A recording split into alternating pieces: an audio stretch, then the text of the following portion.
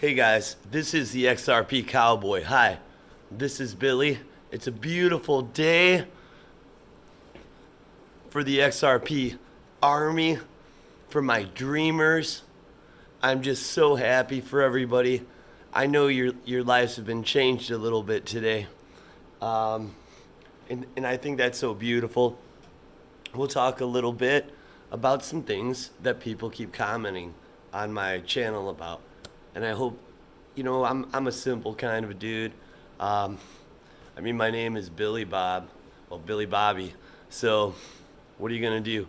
And then you got the cowboy boy over there saying, yeah, yeah, yeah, let's rock. Yes. Let's tell the kids. It's like you want to talk about it to your friends, but you don't want them to think you're bragging. We're not bragging. We worked. We went to work for this. And all you have to do is say, hey, dude, I'm not bragging, but I just made like 10x. And then it's okay.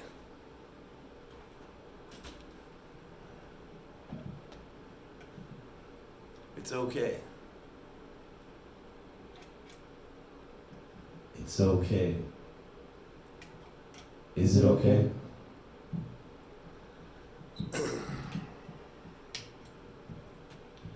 I'm thinking about you, wondering when I'll get the chance to be with you again.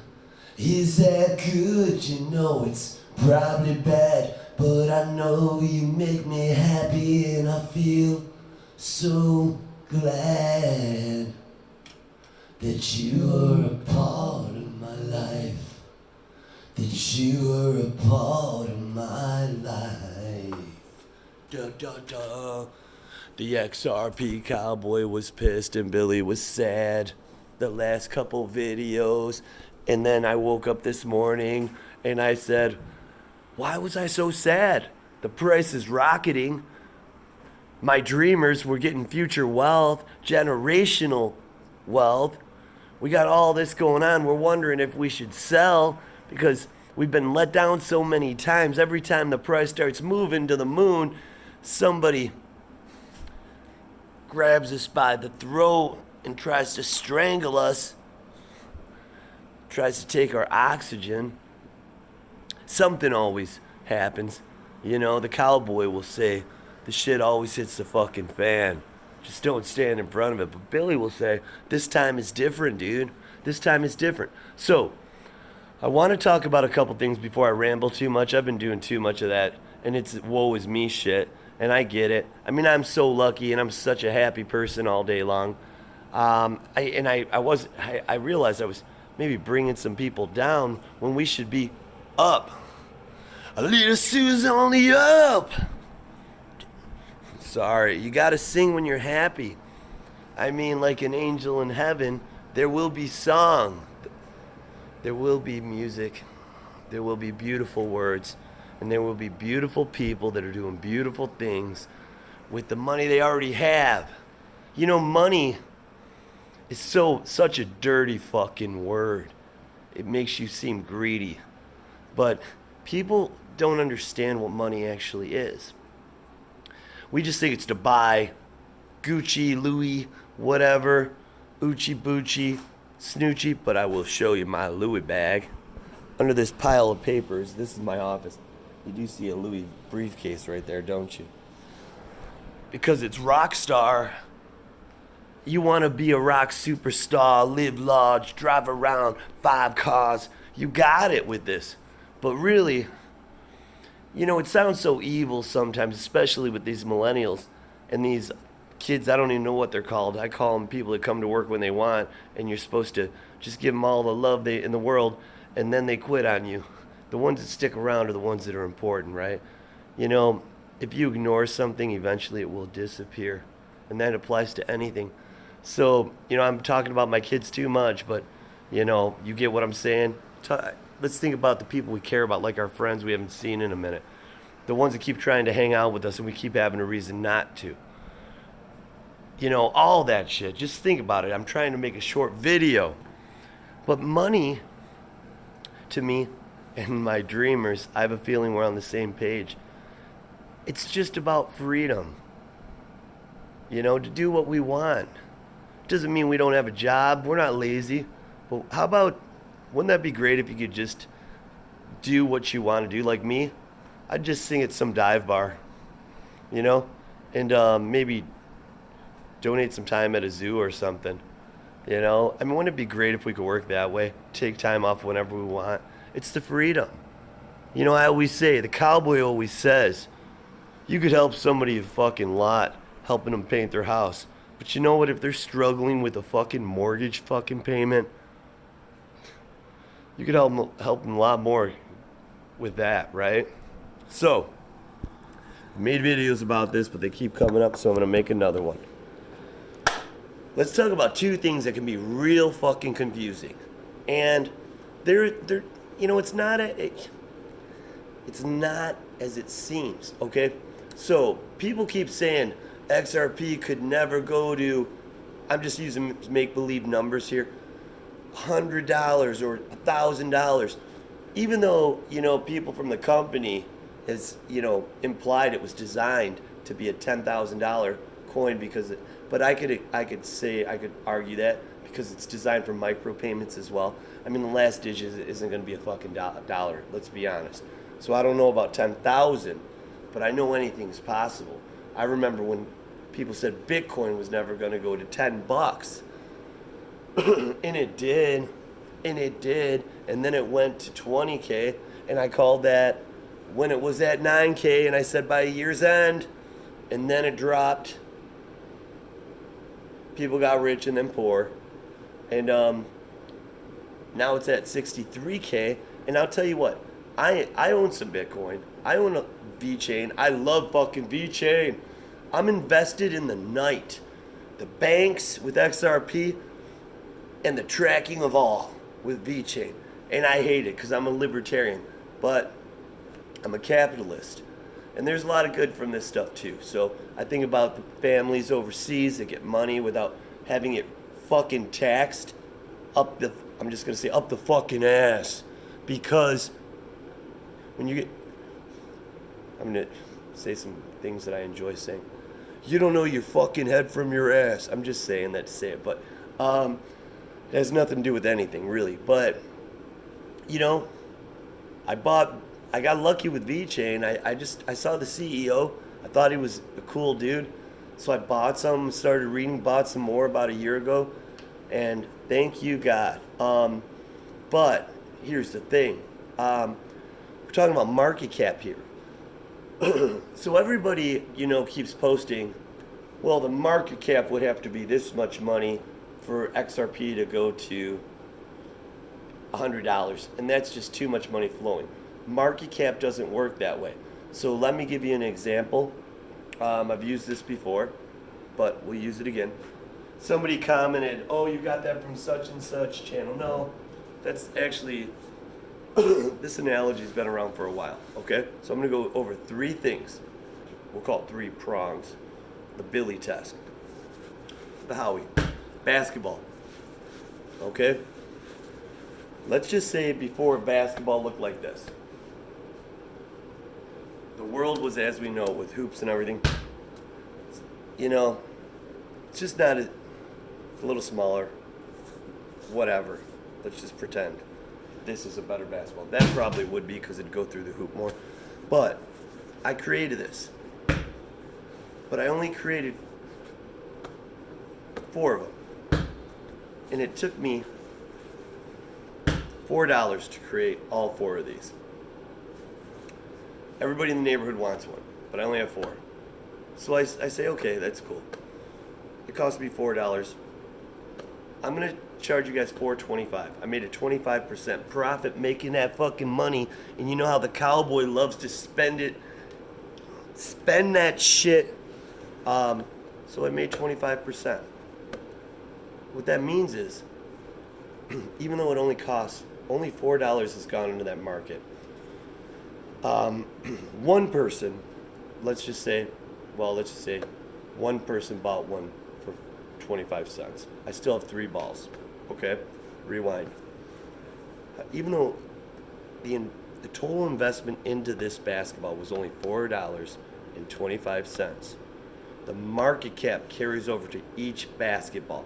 So that's another 75 cents, 25 cents, 25 cents, 25 cents.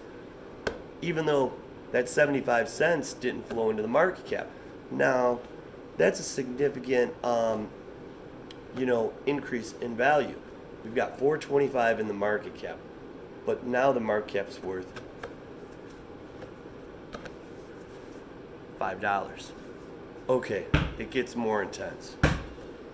All the kids in the neighborhood want a basketball, and their parents, this generation gets what they want. We just buy it for them. If it's, if we want an Xbox for our fucking kids, because everything of value is manipulated, even your Xbox, everything. It's not just XRP. It's not just the stock market. It's not just gold. It's everything of value. It's elections. Let's not get in that, but it's everything. So, it all stems down from the banks. Now, we'll pay extra money for an Xbox, on Amazon. These people mysteriously get them. They're just workers at the stores, people say. Well, there's thousands of them being sold like that. There's more to it. Okay, so even Xbox, we'll pay twice as much for a fucking Xbox for our kid, so he's happy on Christmas, and then, we just want to throw it out the fucking window to teach him that's what life's like. Dad, why'd you fucking do it? Because I didn't do anything wrong. You're beautiful, son. But sometimes life just fucking kicks you in the face. Bruce Lee time. So, back to this. Back to my balls. I used to have 4 balls, but I sold one. Now I have 3. Now another person comes and wants one. But I'm like, I don't know if I want to sell them. But they offer me a price I can't refuse. See, there's not a whole lot of supply here. I knew I could get more because there was demand. So I sold that ball for $4 to get my initial investment back. However, now we have $4 in costs and 25 cents because someone bought one. Okay, so really just $4.25, but $4 in costs, $4.25 into the market. This guy offers me $8. Now we have $8.25 in the market. However, the market cap has now went from each ball carries over that value. So now even the 2 balls that I still am holding on to right fucking now, they're worth $8. So you got 1 ball worth $8, 2 balls, what's that? $16. 2 more balls, do the math, $34 market cap, and only $8.25 is floating in the market. That's how it works. And when you pop one of those balls, demand increase, market cap instantly goes up. That's what happens when people put their balls into 401ks, their balls into retirement plans, their balls into SEP IRAs, their balls into an investment account that they're not touching. And that's going to happen with XRP. A lot of people are going to have their fucking balls. They're going to be just standing around holding their fucking balls. Okay? You get that? Okay, that's another thing. Okay, now, there were 3 prongs. I can't remember one already. But now we're going to talk about the golden spiral. I used to be a ballerina. Cowboys, they don't fucking talk about that. You took judo, tai chi, karate, boxing. You fought the greatest fighters in the world, and you never fallen. The golden ratio, the golden spiral, Fibonacci, say code. Now this is a simple thing to understand, okay? It's found in everything in life, including the stock market. I mean, it's one of the best tracking tools people use, but there's an argument there. It's like, where do you start it? How do you finish? it's faulted. But I will say, I use it. It's just a variable. But to understand how it works exactly, is you take 1 and 2, and you add them together, and you have 3. So if you have a dollar stock, it's going to move to 3, and then it's going to find some resistance and get knocked down a little. And then if move back up, and then if it can break the resistance, it'll find new support at $3. This is true if the fundamentals don't change. See how it's faulted? Now if a bad earnings report comes out, it doesn't matter here. So it's kind of, there's some bullshit there. I actually like what happens within that zone of $1 to $3, where it's bouncing off the resistance and coming back to the support, because that's where the money's made. I call it an investment channel, okay? But this is how it works. 1 plus 2, it's 1 plus 2 with everything, equals 3. Okay, and then once you break that $3 level or 3-cent level or $300 level, see, this is where there's a stock. It's hard with this. You actually, so we change the way we structure it. But to understand it, 1 plus 2 equals 3. And then you take the 2 and add it to the 3. And then you get 5. And then you take the 5, that's the new resistance. And once it breaks 5, you take the 5 and you grab the 3, and you add it to the 5. So that's 8. That gives you a new resistance point. And then after 8, you borrow from the 5. That gives you 13. And that's your new resistance. So you have your supports and resistance, and traders make their money in there. They make it's so different. I mean, it's all support and resistance. So just know it's just a mathematical equation that's simple. 1 plus 2, 1 plus 2 equals 3. Then you take the 3 plus the 2. That equals 5. Okay? And then you take the 3 plus the 5. That equals 8. And you take the 8 plus the 5. That equals 13. And so on. And that's what you do. The problem is, where do you start with it? Well, people like to look at dips, start and they pull it from the bottom and all that stuff. But it's not as accurate as you would think. Even though a good fib reader is extremely accurate. I would argue that's the best way of charting. But most people aren't good fib readers. So what we see on YouTube and all this stuff, it's just fucked up. I mean, you could look at any crypto and see the fibs are all in place, and then it tanks way down to here. And it doesn't even stop at resistance. And let me explain. There's another problem. Why is crypto so volatile? Anyone that trades penny stocks understands this. It's a volatile place. They make a ton of money quick. Now, why do penny stocks, why do people make so much or lose so much? Volatility. Well, why? It's very simple. There's not enough liquidity in the market. It's just new. There's not enough volume trading. There's not enough money. And that's what's happening with crypto. I mean, we've got a $2 trillion market cap, but with thousands of coins, that is really shit. But at the same time, that's why you're seeing Bitcoin stabilize at 63K, and it's not dumping 60%, because there's $1 trillion. I'm sure there's more than 1 trillion Bitcoin right now. Sorry, I'm not following it. But $1 trillion market cap in Bitcoin, that's a stability move. But when you got a $20 billion market cap, and this is the wild, wild west, high frequency trading, that's why everything falls. It's different. We just don't have enough liquidity in this market. And more importantly, we've got the whales who won't let us fucking swim, or don't want us to, controlling it. When they want the price to go down, they just sell 20% of their stack, knowing it'll scare us out, and they can buy it cheaper after we've sold. And then we'll buy it back as it's going up, because we made a mistake. So I just want you guys to understand a little bit about market cap if you don't already. And I know that's I try to simplify everything in my life. I hope I'm not insulting anyone with how simple I made that stuff. But if you don't know, now you know. Shane Ellis does a great theory, is a great thing if you find it on YouTube. But what are you going to say? We're going to the moon.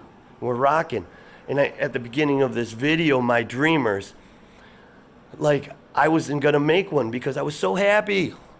And the cowboy is saying, Billy, you're sounding like a little bitch. And I'm not referencing women in that. I'm saying a bitch can be a dog, it can be a cat, it can be a turtle walking across the fucking floor. Okay, it could be a shrew. You know what a shrew is? Look it up. So, what do you think he meant by this? I think Billy would say he was just trying to help people. But David Schwartz text, if you own cryptocurrency, and fucking the cowboy was pissed because every time shit's going good, somebody does something or fucks us up. He's like, I would recommend you evaluating it and taking some profit to avoid, a loss. And it's like XRP's rocketing today, and you decide to post that, David Schwartz, with your insider information. Now, he didn't say XRP, and he is a modest person. But he like, and I'm not so. He just seems like he would, know more about investing than what he claims to. But then in his post, I read it because I'm like, what is he giving us a fucking warning sign? Because he's a great man. Like, he seems to really care about people, and I do believe he does. But the Cowboys, like, fucking, that's like Elon Musk, saying the price of Tesla is too high and tanking the stock. You just don't do that if you're a CEO. And to us, we know he's not the CEO, Brad, but he is, CTO, and, one of the most important figures in the creation of XRP. And for him to say that, it felt like a warning shot.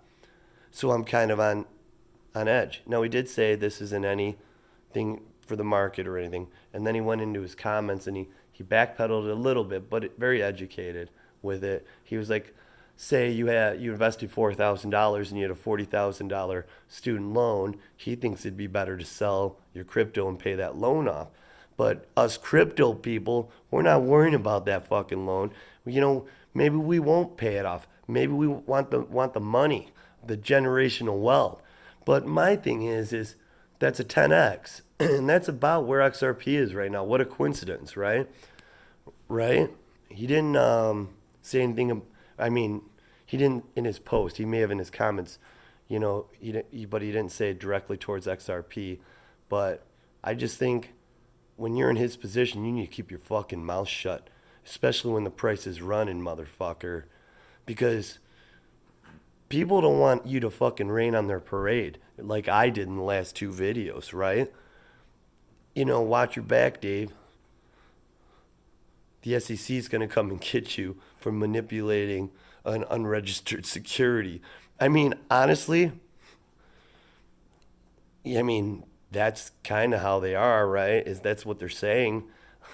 So, it's not going to happen, but isn't that what he just did? Because, Elon's getting his ass kicked left and right for doing the same shit on Twitter. Why doesn't Dave join the fucking party? But anyways, I'm sure he didn't mean anything bad. And he did leave a lot of comments to say that he wasn't trying to hurt anyone. I think he's being responsible. He is the guy that sold a shit ton of, ether for $42K and now would be worth $90 million. So maybe he's not the best source, but he is an insider. So I am concerned about that. It's in the back of my mind, the Cowboys' mind.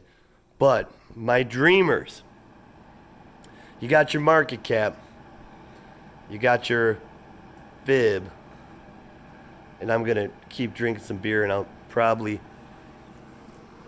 crash out early tonight because it's been a beautiful day, and I think I can sleep tonight.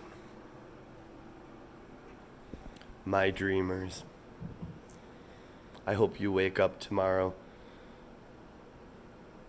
and you slept well, and you're one step closer to your goal.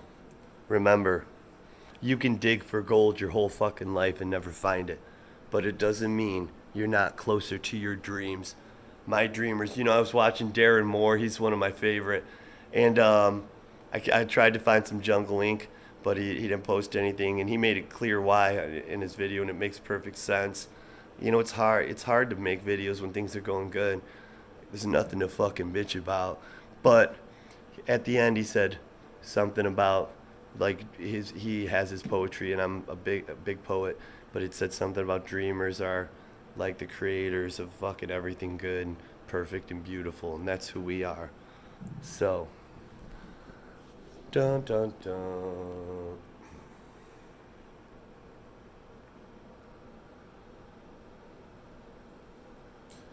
You walked in just like smoke with a little come on, come on, come on. In your walk, you come on. I've been waiting, are you waiting for my move? Well, I'm making it, so let me see you shake it. If I can move it with you, will you let me take it? I'd be down on my knees screaming. I can't hit it, my voice is hoarse.